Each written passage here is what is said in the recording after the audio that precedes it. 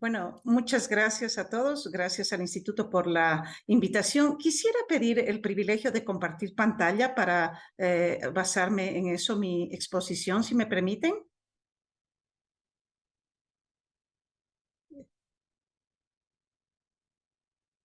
No sé si ya puedo.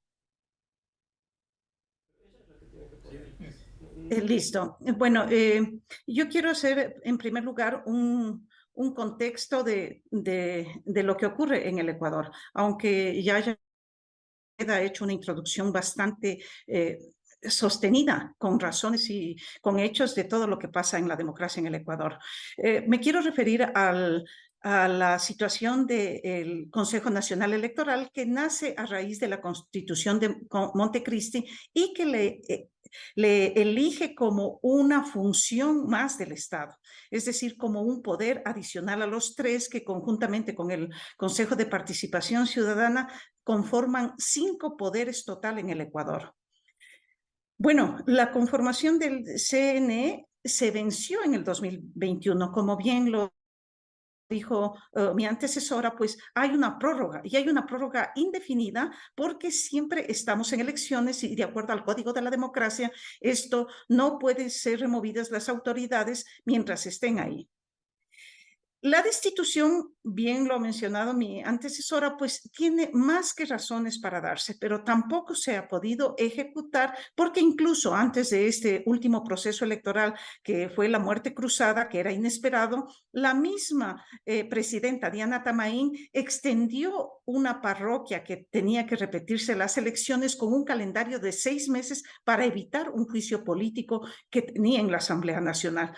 Bueno, después se precipitó al llamamiento de estas elecciones y el rumbo cambió de sentido.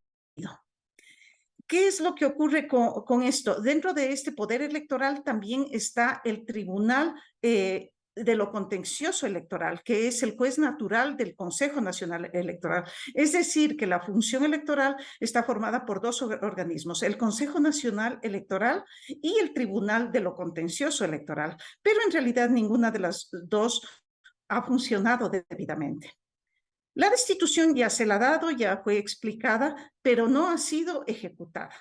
Y quiero aquí indicar que estos funcionarios no solo están extendidos. Por ejemplo, el caso del consejero Pita, él lleva 23 años en la función, conectado de una forma u otra, porque ingresó a la función electoral desde el 2000 como vicepresidente de la Junta Provincial Electoral de Guayas. Es decir, que el señor lleva 23 años ahí.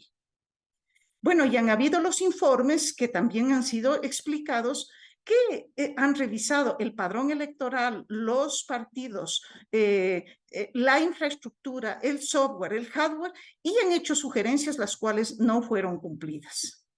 El apagón del 2017 fue el hecho más drástico con el que se marcó totalmente el declive del Consejo Nacional Electoral, que fueron de 20 minutos. Y a los 20 minutos regresó el sistema casi con el 100% de las actas escrutadas y con los datos invertidos. El caso de las firmas falsas. Yo tengo un estudio realizado de 6 provincias, las de mayor votación, y de los 7 partidos políticos, y resulta que el 32% de los ecuatorianos estamos afiliados. Incluso tenemos el caso emblemático del candidato Zurita, que iba a reemplazar a Villavicencio después de su trágico asesinato. Salió que estaba afiliado a un partido político sin él saber. Incluso yo solo he analizado los partidos políticos y 6 provincias y da el 32% de afiliación de todos los ecuatorianos, sin contar las 18 provincias restantes y 188 movimientos provinciales y cantonales que existen.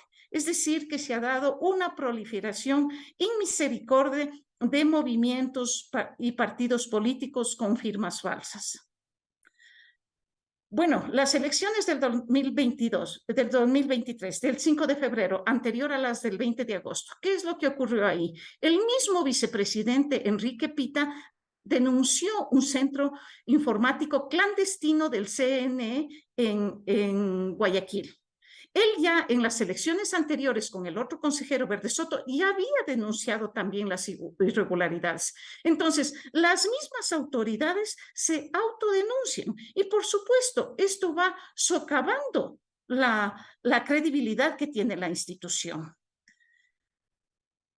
Voy a pasar a los estudios matemáticos que nos determinan la posibilidad de fraude y solamente voy a mencionar el último, del 20 de agosto.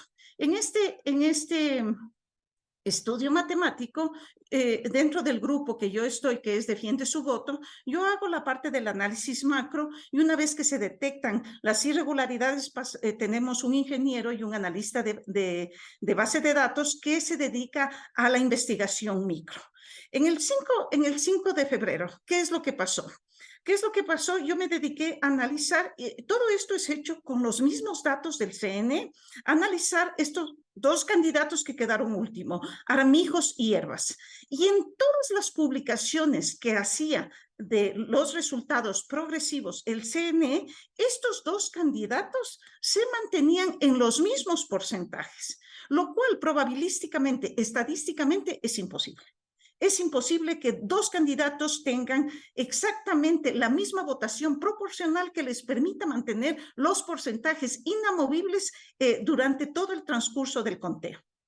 ¿Esto qué indica? Esto indica que si estos dos señores permanecen inamovibles para que cuadren las votaciones al 100%, el restante porcentaje tiene que ser cuadrado de alguna forma. Entonces, ya nos advierte que puede haber una manipulación de los datos. Aquí está el estudio de esas tendencias. Aquí están los porcentajes y un ejemplo de esto.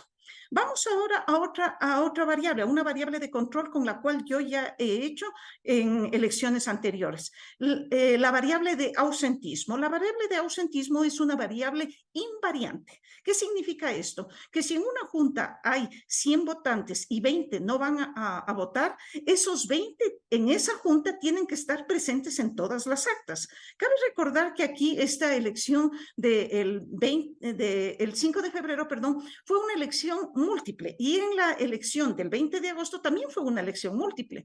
Es decir, que las votaciones para presidente, para asambleístas nacionales y para la consulta popular debían tener la misma base de ausentismo. Y sin embargo, eso no ocurre. Quizás la diferencia siempre se trata de minimizar, que son pocos, que no afecta, pero hay que recordar que el CNE es una institución técnica y que este tipo de errores resulta totalmente inaceptable. Es decir, que la variable del ausentismo, al no permanecer invariante como debía, nos indica que algo está pasando. Y nosotros con el grupo detectamos que 3.083 juntas de las 41.174 tuvieron errores. Juntas. No votantes. Esas juntas arrojan más o menos 1.075.000 votantes, que por las 4 elecciones estaríamos hablando de 4 millones de votos. Nosotros como grupo hemos puesto una denuncia formal de eso. ¿Por qué? Porque existen actas en donde originalmente el acta tiene 43 votantes, pasa al reconteo sin ningún motivo que le justifique y aparecen 300 votantes. Entonces, en ese sentido, nosotros hemos puesto la demanda como presunta falsificación de un documento público. Y aquí seguimos con los mismos ejemplos. Guayas, el ausentismo es diferente. Tienen un ausentismo diferente casi de 1.000 votos. Aquí nuevamente, las provincias que mayor problema tienen son Esmeralda y Guayas, que no cumplen la Doctora Chacón, le resta un minuto. Gracias. Simplemente quiero hablar de los niveles de fraude que puede darse. Los niveles de fraude tienen diferentes categorías. aparte de todo el sistema en sí y de la institución que no garantiza la democracia. Tiene un nivel primario, un nivel secundario y un nivel terciario. El nivel primario puede darse desde la alteración del padrón, que de acuerdo al último censo que recién se publicó, más o menos tendría una alternación de casi 2 millones de votantes. En los miembros de las juntas, que generalmente han escogido de un cierto partido político. En el conteo puede darse en la alteración de los votos y de las actas, que ya tenemos precisamente la denuncia aquí en la parte de las actas. Luego está el nivel secundario, es el ingreso de los datos, que es el escaneo, el reconteo, que lo deciden arbitrariamente, y la digitalización de la información para generar un archivo plano y el ingreso al sistema de conteo. Y finalmente el sistema terciario, que ya es el procesamiento y la proclamación de los resultados. Yo quiero indicar precisamente que para estas elecciones del 15 de octubre se produjo un manual, generó el CNE un manual de conteo en donde dice algo muy grave, que el número de sufragantes será el número de papeletas que se encuentre en la urna. Esto quiere decir que si sufragan 300 personas y se encuentran 350 papeletas por algún motivo, lo que va a regir son las 350 papeletas y no las 300 personas que votaron. Nosotros también hemos puesto una queja a este respecto y una observación al manual declarándolo en contra de la Constitución. Gracias.